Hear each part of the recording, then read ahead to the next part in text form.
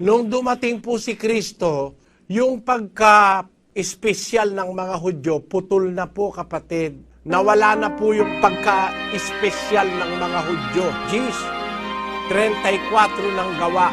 At binuka ni Pedro ang kanyang bibig at sinabi, "Tunay ngang natatalastas ko na hindi nagtatangi ang Diyos ng mga Ayun, tao." nung maintindihan ni Pedro, sinabi niya, natatalastas ko ngayon.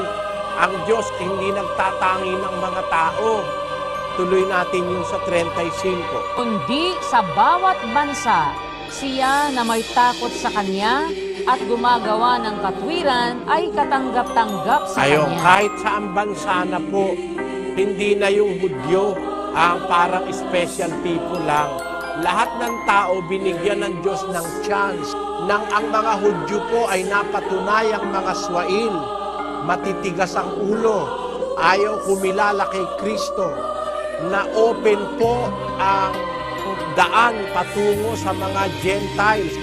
Nabigyan sila ng special attention, kaya ang mga apostol isinugo na sa labas ng Israel.